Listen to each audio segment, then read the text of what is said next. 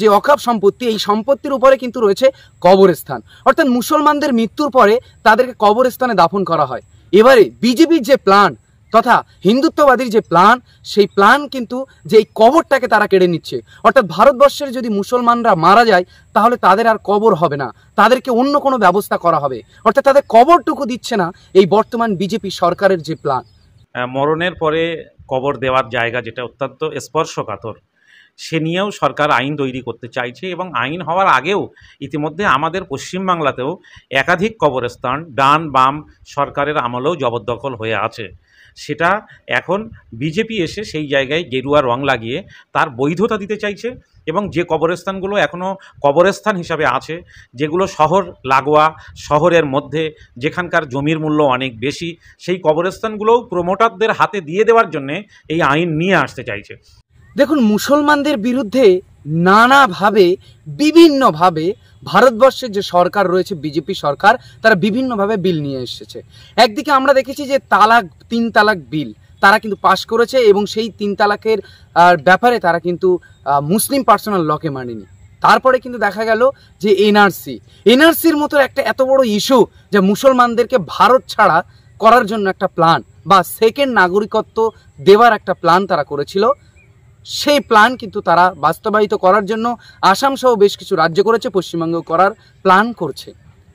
এবারে কিন্তু তারা যে চেয়েছিল যে ভারতবর্ষের সব থেকে মুসলমানদের একটা বড় মসজিদ হচ্ছে বাবরি মসজিদ, সেই বাবরি মসজিদকে তারা কেড়ে নিয়েছে মুসলিমদের কাছ থেকে।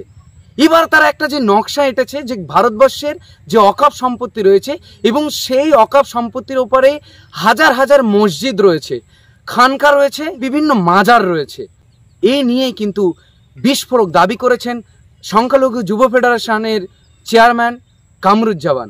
আমরা আপনাদেরকে শোনাচ্ছি।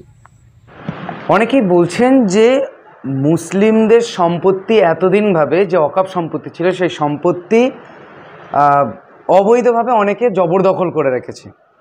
এখন সরকার সেটাকে জয়েন্ট পার্লামেন্টারি কমিটির দ্বারাই বিল পাস করে সেটাকে বৈধভাবে কবজা করতে চাইছে। কি বলবেন এই বিষয়ে? ওয়াকফ সম্পত্তি, মসজিদ মাদ্রাসার সম্পত্তি সবথেকে বেশি জবরদখল করেছে সরকার। এবং কলকাতাতেও রাজভবন, ইডেন গার্ডেন, হাইকোর্টের জায়গা এখনও পর্যন্ত ওয়াকফ বোর্ডের জায়গা। ব্রিগেডের একটা বড় অংশ ওয়াকফ বোর্ডের সম্পত্তি এখন সরকার আত্মসাৎ করেছে বলে, এবং বিভিন্ন বড় বড় রাজনৈতিক দলের পার্টি অফিসও দেখা যায় যে ওয়াকফ সম্পত্তির উপরে গড়ে তুলেছে, তারা অবৈধভাবে গড়ে তুলেছে। বুলডোজার তো সেখানে যায় না। এখন সেই জন্যে সেই সম্পত্তিগুলোকে আত্মসাৎ করার জন্যে এবং সেগুলো বৈধতা দেওয়ার জন্যেই তারা চাইছে যে মসজিদ মাদ্রাসার সম্পত্তি, ওয়াকফ সম্পত্তিগুলোকে সরকার চাইলেই আত্মসাৎ করতে পারবে। এই আত্মসাৎ করার আইন কোনো দেশে যে বৈধ হতে পারে এটা শোনা যায়নি। আজকের মোদির রাজত্বে বোঝা যাচ্ছে যে আত্মসাৎ করার জন্যেও আইন করা যেতে পারে, চুরি করার জন্যেও আইন করা যেতে পারে, ডাকাতিটাকেও বৈধ করার জন্যে আইন করা যেতে পারে। এটা আমাদের ভারতবর্ষে হচ্ছে এবং আমরা ভারতবর্ষের নাগরিক হিসাবে এ নিয়ে তো আর দুঃখ করা যাবে না, এ নিয়ে প্রতিবাদ করা যেতে পারে, আফসোস করা যেতে পারে। হ্যাঁ, কিন্তু অপরদিকে একটা অভিযোগ সরকার পক্ষ হচ্ছে যে এই যে সম্পত্তি রয়েছে, এই সম্পত্তি তারা মুসলিমরাই জবরদখল করে রাখছে তারা। এবং সবথেকে বড় বিষয় বিভিন্ন জায়গায় উঠে আসছে, অনেক হিন্দুরা বলছেন যে আমাদের সম্পত্তি তারা ওয়াকফের নাম করে জবরদখল করে রেখেছে, সেই জন্যই এই বিল। এখন রাজনীতির লোকেরা গেরুয়া চশমা পরলে একরকমভাবে অভিযোগ করবেন, তেরঙ্গা চশমা পরলে আর এক রকমভাবে অভিযোগ আসবে।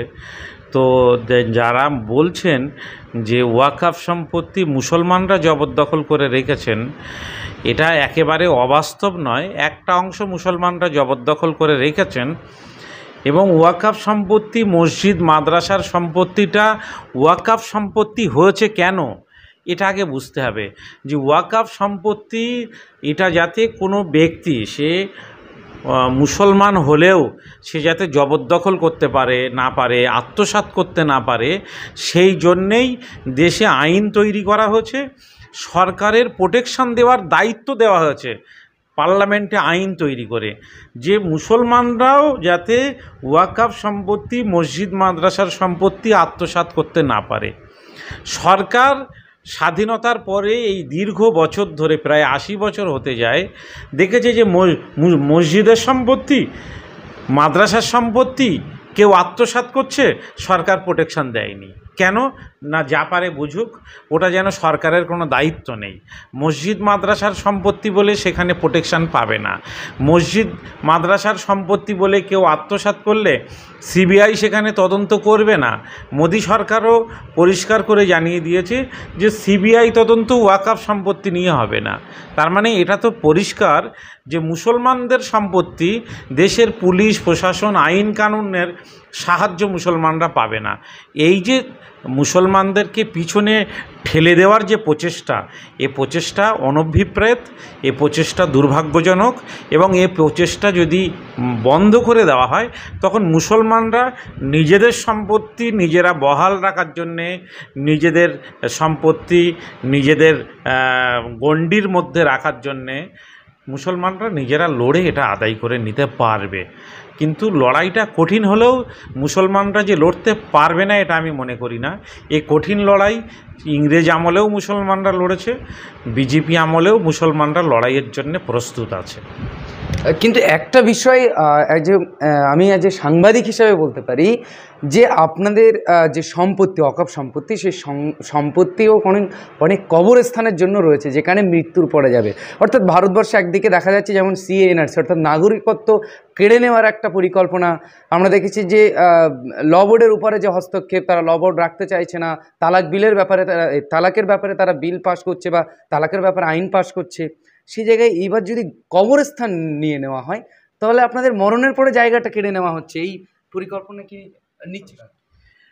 মরণের পরে কবর দেওয়ার জায়গা যেটা অত্যন্ত স্পর্শকাতর, সে নিয়েও সরকার আইন তৈরি করতে চাইছে, এবং আইন হওয়ার আগেও ইতিমধ্যে আমাদের পশ্চিমবাংলাতেও একাধিক কবরস্থান ডান বাম সরকারের আমলেও জবরদখল হয়ে আছে।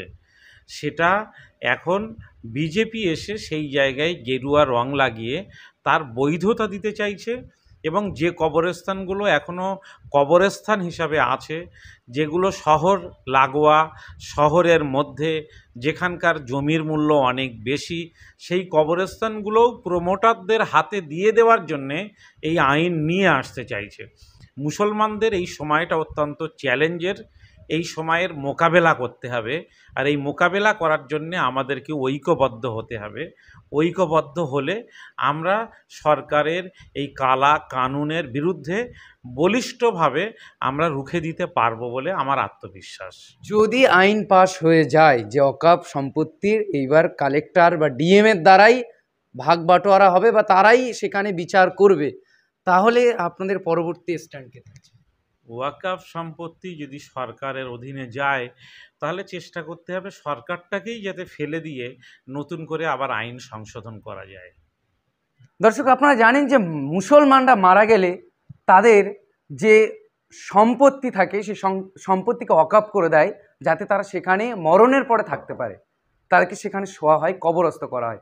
সেই জায়গাটুকু কেড়ে নিচ্ছে এই সরকার, এমনই অভিযোগ কিন্তু মুসলিম সমাজ করছেন। আমাদের সঙ্গে রয়েছেন এই মুহূর্তে কামরুজ্জামান।